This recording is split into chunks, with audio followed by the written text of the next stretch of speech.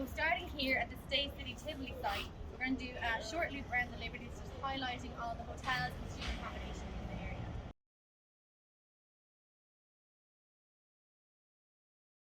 So this is the first stop on our tour, the Stay City Tivoli Apart Hotel. An apart hotel, for those who don't know, is an apartment hotel. So it's intended for longer stays from like 1 week to almost 2 months. They're self-catering, so you get the feel of a real home in there. For a one-night stay tonight, this place is going to cost you €322, so more than you're being paid right now. This Stay City opened its doors in January 2022 and boasts 242 apartments for short-term let. They promise within their planning permission to provide both an outdoor and indoor performance space for public consumption, which is yet to emerge. And we're currently standing in what could potentially be the proposed outdoor space. So right behind me we have the Hyatt Centric, this ginormous new hotel that tonight, for one night, it costs €379. The Hyatt Centric is a baby of the USA-based Hyatt Hotel, and it was invented to meet the needs of what they refer to as modern explorers. That big blob of construction and cranes over there is Newmark Development, which is actually 4 separate developments, and we'll also be going over there. But first, we're going to walk to that church just there with the greenery in front of it. So behind you, beside the old St. Bridget's, the new St. Bridget's School is the old St. Bridget's building, which is the home of Palace Projects, which is a not-for-profit art galleries and studios that provides exhibition opportunities for many emerging artists. They also use their yard for music, events and gigs, and provide educational and cultural events for children and schools in the area. They have been on site since 2006, but are being given the boot in April 2023, and they would have been gone sooner if they had not argued their case for culture. The slippery landlord tried to slip out of applying for planning permission by claiming that the building had been essentially vacant since 2006, despite the fact of the gallery and studios. So he wants to build 6 luxury apartments in the building instead, which will overlook the primary school adjacent. This will provide zero cultural or public usage space, and therefore we are not happy about it.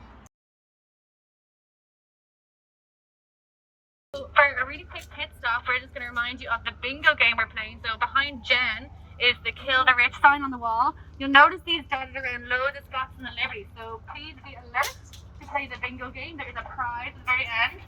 And just to note here, this is a gateway that is supposed to be a public access to the park we were just in, but the Russians have decided to lock the gates. Oh. Now we're going to walk down this way.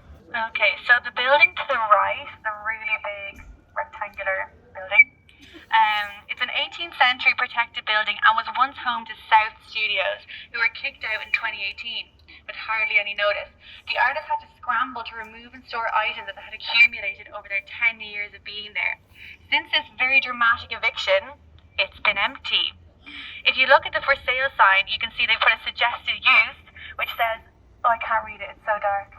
It basically says potential for hotel development. Potential for hotel development. But also this above us is the Aloft Hotel, which tonight for one night only costs €509.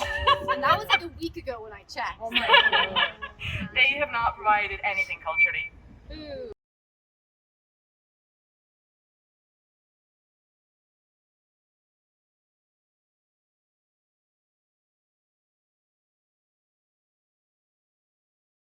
So here we are in new male student accommodation.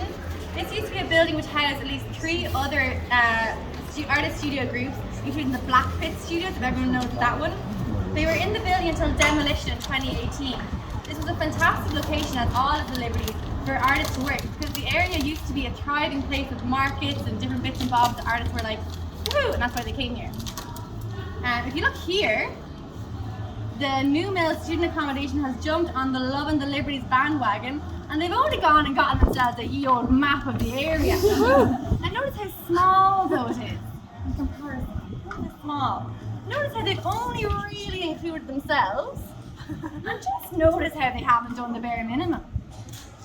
So we have updated their map for them, and we've included a more modern interpretation of the Liberties.